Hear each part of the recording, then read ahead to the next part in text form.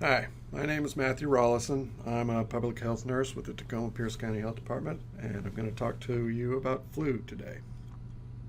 I want to start with the epidemiologic triad, just to mention that influenza has complex relationships with all of the corners of the triad. The agent itself, the virus, is highly variable with varying degrees of ability to make people sick and transmissibility. I include animals as hosts because they play an important role in the epidemiology, as well as the socioeconomic aspects of influenza, and then the environment, which not only includes the physical environment, but socioeconomic and the availability of health services. So what is influenza? It's a virus that infects the cells of the respiratory tract. Predominant symptoms of influenza are largely systemic, and that's due to the cytokines released by infected cells and by white blood cells. These are non-specific responses that it's part of our innate immune responses. It's basically our body fighting fire with fire. And because they're non-specific, they have the symptoms of flu have a lot in common with other so-called flu-like illnesses, where the predominant symptoms are largely caused by these pro-inflammatory cytokines. This is, of course, not to be confused with stomach flu, which is viral gastroenteritis and not influenza at all. Symptoms of influenza are sudden onset. This is not one of those illnesses where you walk around for a couple of days thinking, I think I'm coming down with something. This is, I just got hit by a bus. 1 to 2 day incubation period. People are contagious just before the onset of symptoms and generally shed the virus for about 5 days. It's transmitted by respiratory droplets. It's not airborne like measles or tuberculosis. It does require some proximity to the infected person to be transmitted. The attack ratio is about 10 to 20% most years. So it's not uncommon for people to go for many years without getting the flu and say, oh, I never get the flu. Well, it's just that the odds of getting the influenza during any given flu season are relatively low. There's nothing special about them that makes them less susceptible than anybody else. Influenza knocks people off their feet. You'll hear people say, well, no, most people don't die from it, most people aren't hospitalized, and that's true. However, it takes people out of work and out of school. It takes people out of the workplace, so productivity suffers. There's economic losses associated with influenza. So to minimize flu by saying, well, most people don't die from it, is to ignore the larger picture of what flu does in our population. There are a number of things that increase the risk of complications and death from influenza, and I've listed them here. This is what we see in Pierce County. I have the privilege of working with some very high quality data on our hospitalizations, and I'd go through and look at comorbid factors and the risk factors for hospitalization, and this is what we see. And this is the 2017-18 influenza hospitalizations for Pierce County. You'll see that most of our hospitalizations were people 65 years of age or older, and we had a second wave of influenza hospitalizations during that season. Just about the time when it looked like our flu season was coming to an end, we had a second wave, which was largely driven by influenza B. Sometimes you'll hear people say that influenza B is not as severe as influenza A, but that's not really what we see clinically. I also looked at the data on smoking and influenza hospitalizations. What I found was that the mean age of smokers, current smokers, was significantly lower than the mean ages of both former smokers and adults who had never smoked. There was no significant difference between the mean ages of former smokers and adults who had never smoked. So smokers tended to get hospitalized younger than either former smokers or adults who never smoked. So there are 4 types of influenza virus. We primarily talk about influenza A and B because those are the ones that cause epidemics. Influenza C is a mild illness. We don't talk about it much because it's really just kind of a cold-like illness. And then influenza D doesn't infect humans.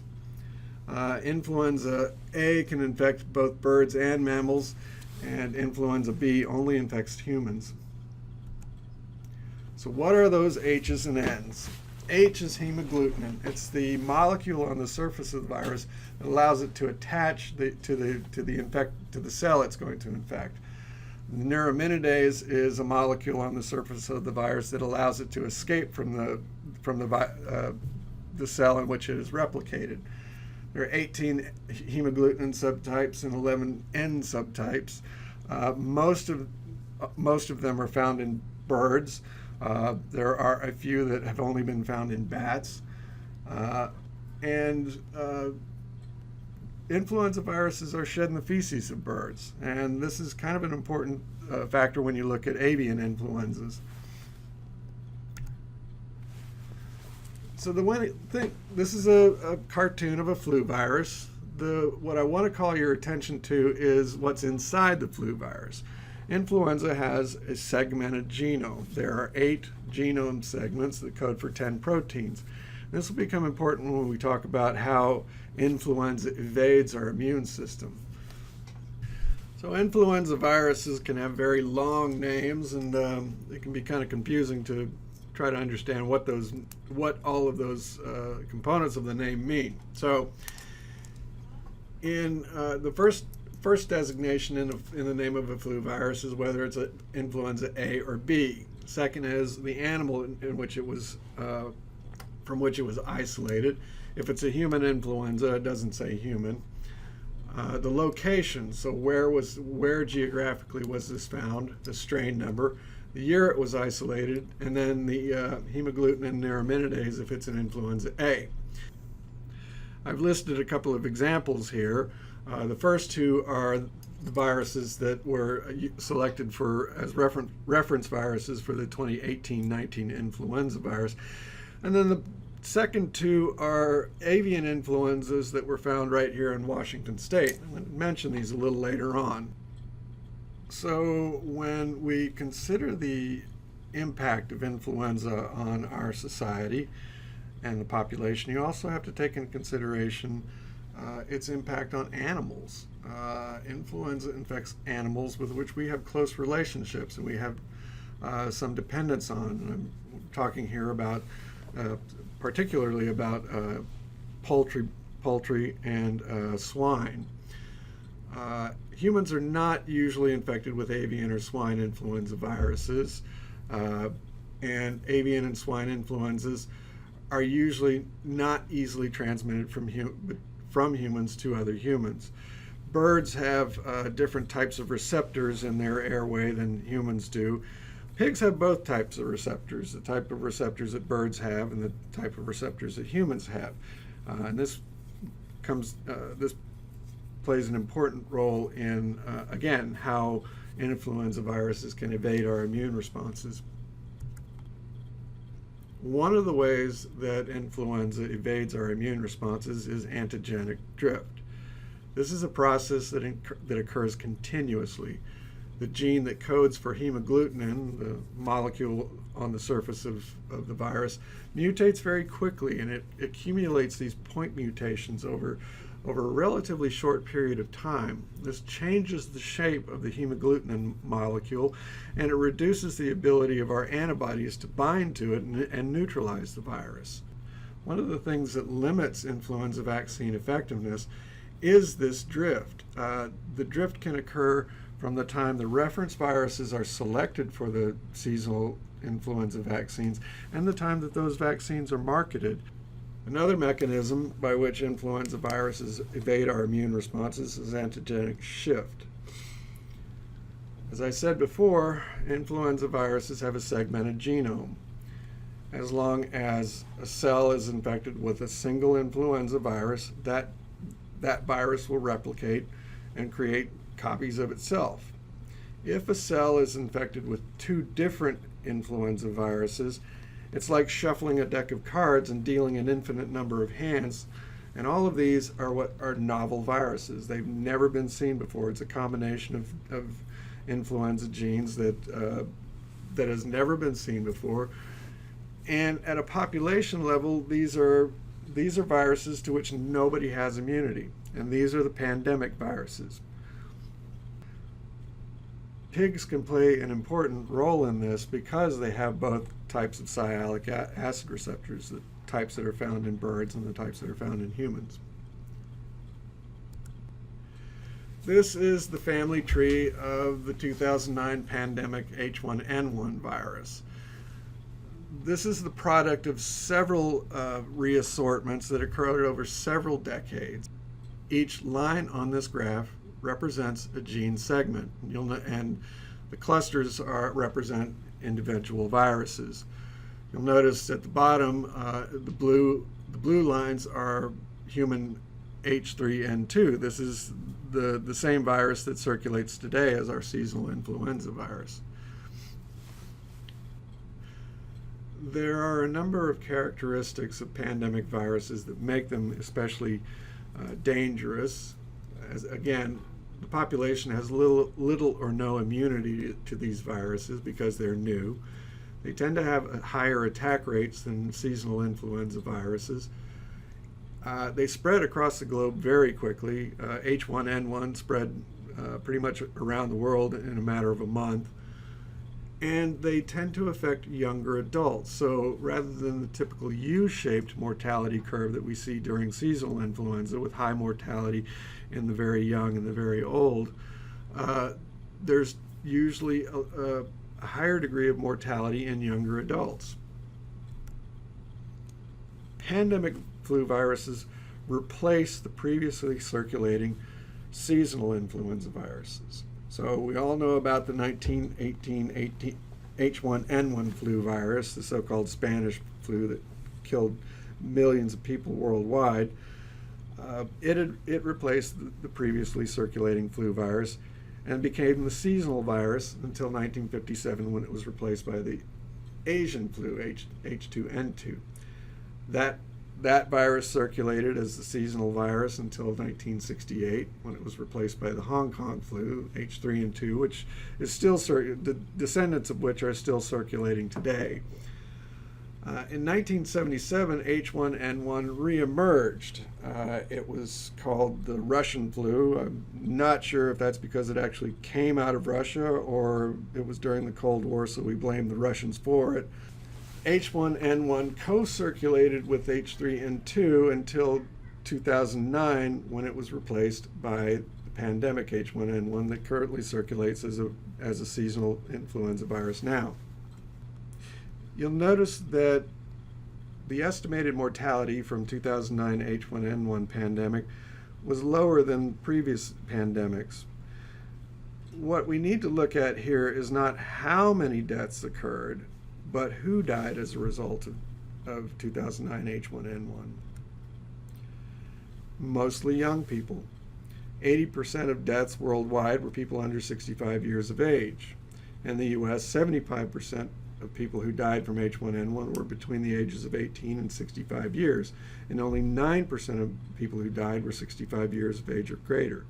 Pregnant women were 4 times more likely to be hospitalized than the general population.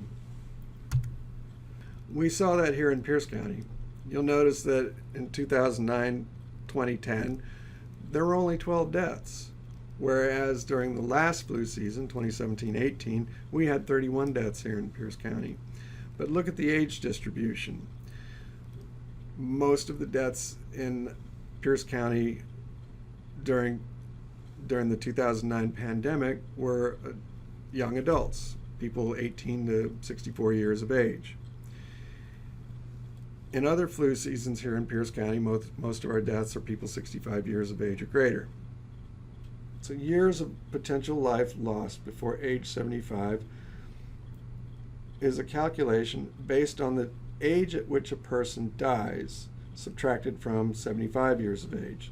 So a person who dies at 30 years of age loses 45 years of life before age 75. The older you are, the fewer years of life lost. When you look at the years of life lost for 2009-2010, it was significantly higher than the years of life lost during 2017-18 flu season, which was a pretty typical flu season for us. So we have to think about not only how influenza viruses affect human health, but also our economy, our society, and even the availability of food for populations who are dependent on these animals for protein. So thank you for your time. Thank you, Matthew. My name is Kate Cranfield, and I'm a nurse here at the Tacoma-Pierce County Health Department, and I'm going to talk about the different types of flu vaccine and how to know which one to give your patient. So there are a couple different ways to look at the different types of flu vaccines, and that's by age group, by type, and by manufacturer. So first we'll start out by age group with babies and children. And this year for babies and children, it will be the inactivated influenza vaccine quadrivalent, so IIV4.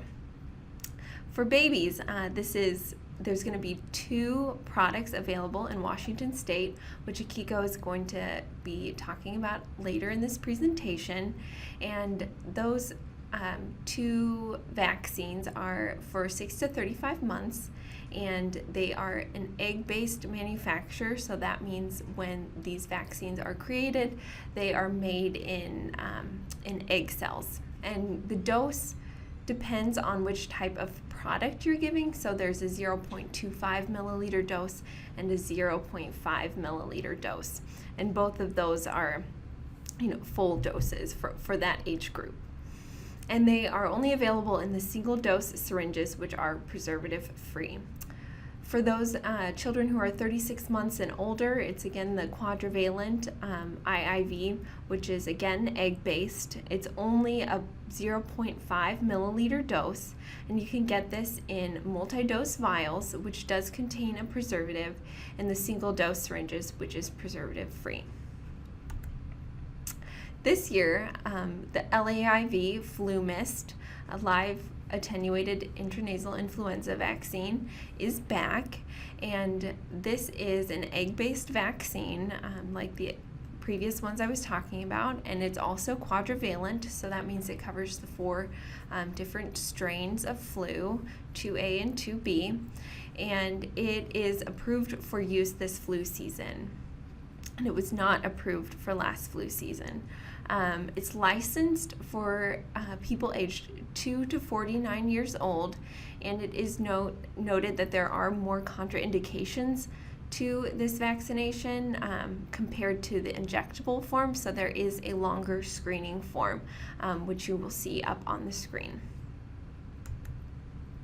So for adults this year, it's kind of the usual vaccines that we see. So there's the intramuscular egg-based, there's a trivalent, which covers 2A and 1B strain of influenza, and then the quadrivalent.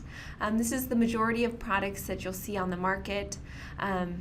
They are egg-based, but people with egg allergies can receive any licensed age-appropriate vaccine.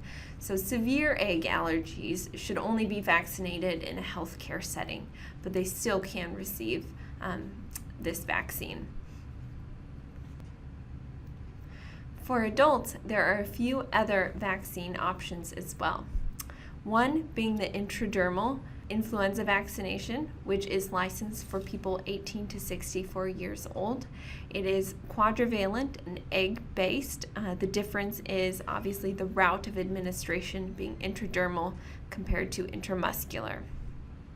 There's also recombinant influenza vaccines, which are approved for 18 years and older. They're quadrivalent and they're not egg-based. They're actually manufactured in insect cells.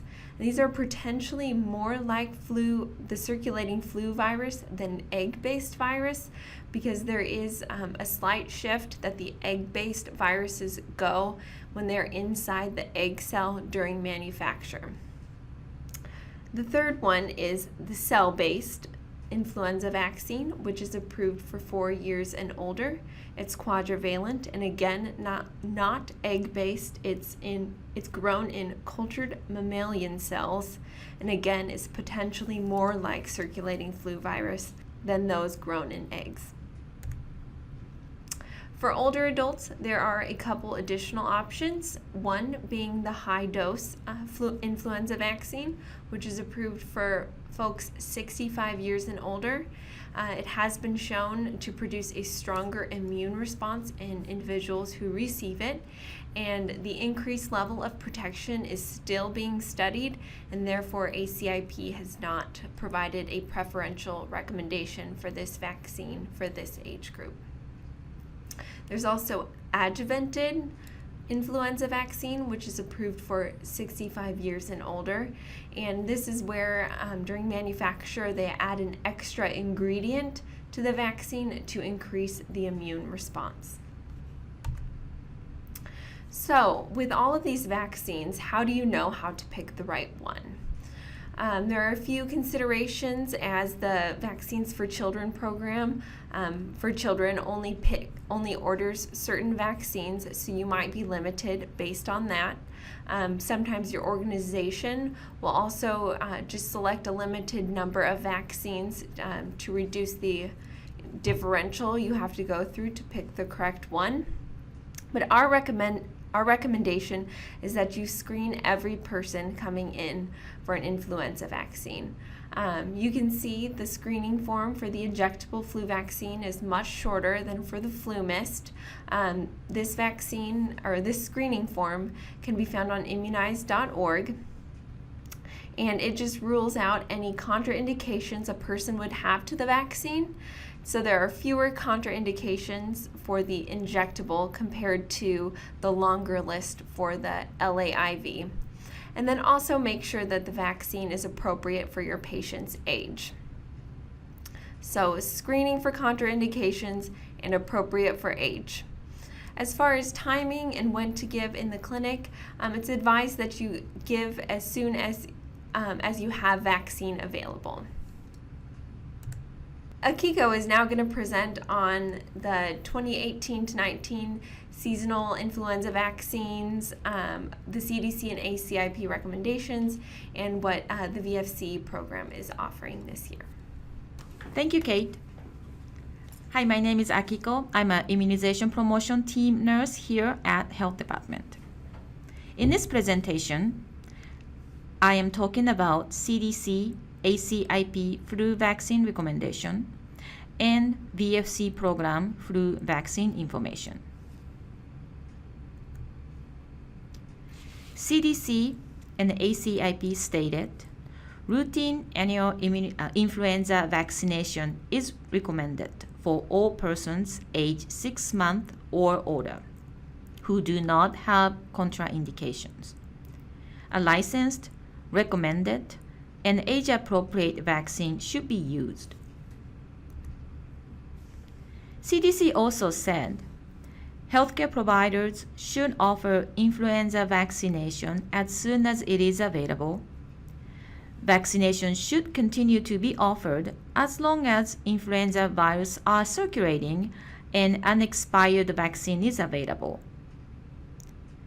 Providers should offer influenza vaccine routinely, and organized vaccination campaign should continue throughout the influenza season, including after influenza activity has begun in the community. So there is a change in this season's flu vaccine recommendation. Flu mist is back. CDC stated for the 2018-19 U.S. influenza season, provider may choose to administer any licensed age-appropriate influenza vaccine. This includes inactivated vaccine, recombinant vaccine, or live attenuated vaccine. Live attenuated flu vaccine has been shown through lab testing to be effective against all strains. But new H1N1 component has not been tested in patients in the United States. CDC stated effectiveness of the updated live attenuated influenza vaccine is not yet known. American Academy of Pediatrics said AAP finds the inactivated influenza vaccine to be more consistently effective against most strains of influenza, but the nasal vaccine may be a last resort for kids who otherwise will not be vaccinated. So, vaccine administration. Inactivated, injectable influenza vaccine may be given with other vaccines on the same day or any interval with other vaccines. Flu mist is a live attenuated vaccine. Flu mist may be given with other live vaccines like MMR, chickenpox on the same day or separated by at least 4 weeks. So if two such vaccines are separated by less than 4 weeks, the second vaccine administered should not be counted as the dose, and then dose should be repeated. So next, I am talking about VFC program flu vaccine. So 4 kinds of flu vaccine are available through Washington State Vaccine for Children's program. So here's a list of age-appropriate VFC flu vaccines. Inactivated, the injectable influenza vaccine. For child 6 months to 35 months, you can use either Fluzone Pediatrics prefill syringe 0.25 ml or Fluvaval prefill syringe 0.5 ml. Please be careful with the dosage. Fluzone multi-dose vial is not appropriate for this age group because of the Washington State regulation. For 3 to 18 years, Fluzone multi-dose vial or Fluvaval prefill syringe 0.5 ml are appropriate. For pregnant teens, you can use Fluvaval prefill syringe 0.5 ml. Fluzone multi-dose vial is not appropriate for pregnant teens because of the Washington State regulation. Some children 6 months through 8 years of age may need 2 doses of influenza vaccine. Children 6 months through 8 years getting vaccinated flu vaccine for the first time or received only 1 dose of flu vaccine in the past should get 2 doses of flu vaccine this season.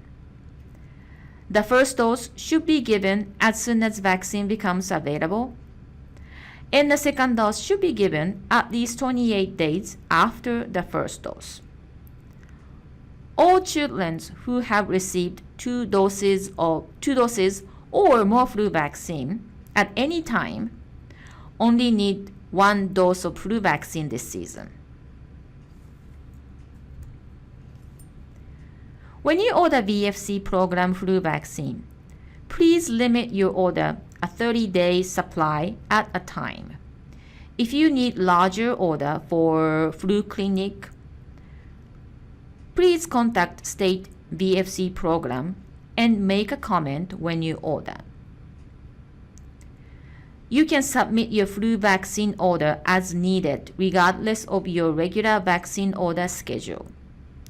CDC and McKesson already process influenza vaccine as a priority, so please do not order as an urgent.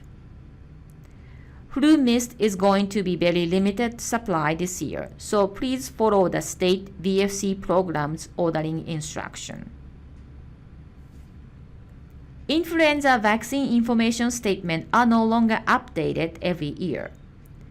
The latest edition dated 8/7/2015. Please use the appropriate vaccine information statement. There are two different influenza vaccine information statements. One is for inactivated influenza. The other one is live attenuated influenza vaccine. So next, Carolyn is going to talk about pneumococcal vaccine schedule. Thanks, Akiko. I'm Carolyn Cook. I'm from the Tacoma-Pierce County Health Department, and I'm going to talk about pneumococcal vaccines and I titled this Solving the Puzzle because we've had some feedback from the community that it's very confusing to figure out which pneumococcal vaccine to give and when you need to give it. So I hope that we're going to clarify that for you today. So let's first look at the burden of disease. So serious pneumococcal disease includes pneumococcal pneumonia, pneumococcal bacteremia, and pneumococcal meningitis. You can see on the slide which is invasive. You can see on the slide how many cases we have, what age groups there are, and what the fatality rate is. You can also see quite clearly that we have a serious burden of disease from the pneumococcal bacteria, and we would like everybody to work as hard as we can to prevent this from happening. So review the slide and we will move on. So what's the difference in the two types of vaccine? One is a conjugate vaccine and one is a polysaccharide vaccine. And they are made a little bit differently. They also act a little differently. So PCV13 is pneumococcal conjugate vaccine, 13-valent. It's a conjugate vaccine. It can be given to children. It's also easier to boost. So if you go for a period of time and you need to have another dose to boost up your immunity, conjugate vaccines boost very well. That's why we have a series of these vaccines for children. Adults usually only require one vaccine because they've been exposed to these bacteria throughout their entire life and they already have some immunity to it. So, conjugate vaccines is a type of vaccine that joins a protein to part of the bacteria and it improves the protection that the vaccine provides. PPSV, on the other hand, is the vaccine we usually call Pneumovax. That is a polysaccharide pneumococcal vaccine with 23 valents. Now, as you can tell from the numbers, PCV13 covers only 13 types. PPSV covers 23 types, and that's one reason why we have two. So polysaccharide vaccines are a vaccine that's made to look like the surface of a certain bacteria in order to clue your body in that something that looks like this is not your friend. Something that looks like this needs to be destroyed right away, and your body will develop antibodies to that. So PCV13 works better but has less coverage with only 13 types of bacteria, and PPSV works a little less better but it has more types. So that's the difference between the two vaccines. How effective are these vaccines? They are incredibly effective. If you read through this slide, you will see how effective they are. They work. They just need to be given. So let's move on from how well they work to how do we give these vaccines. We are going to look at an interesting phenomena first that happened when we started giving pneumococcal vaccine to children. So we started back here in 2000 with PCV7, and in 2010 we increased that to PCV13. And as we immunized more and more children, the rates, of course, dropped in children, which is what this slide is, but they also dropped in older people. So it was a great discovery, and when we discovered that, the CDC and the ACIP started thinking, well, if it works so well just by decreasing the exposure, by decreasing how many children get this vaccine, perhaps we should give it to adults directly who are at risk of serious pneumococcal disease. And that's what we did. You can look at the coverage rates, and that's one of the reasons why I'm talking to you today, because you can see our 2020 goal for coverage is 90%, but if we're looking at by age, people over 65 are about 60% immunized, and it changes by year. Take a look at this slide and the next slide, which shows how many people at high risk are covered by pneumococcal vaccine, and our 2020 goal is 60, but our coverage rate is only around 20. And these are the high-risk people. These are not just the people who who have a routine recommendation, but these are people who are really high risk of getting this disease and having a serious outcome. So let's look at the schedules for giving these vaccines. There's two different ways that you determine that somebody needs vaccine. One is by age and one is by condition. So for PCV13 or Prevnar, we give it by age at 2 months, 4 months, 6 months, and 15 months. And also one dose for all adults that are over 65 and over. Also by condition, if you look at your handout for this, just go down the conditions. There's for different conditions, we have different dosages. That's one of the things that makes this a little bit more difficult, is it's not strictly by age. But we hope that if you look at these, if you look at this chart, which shows you the handouts, you can just be attuned to the fact that if somebody comes in with heart disease, if somebody comes in with diabetes, that you would pull out this chart and look across and see, do they need to have a PCV13 outside the limits of the age recommendations. So the same thing is true of PPSV23 or Prevnar or Pneumovax.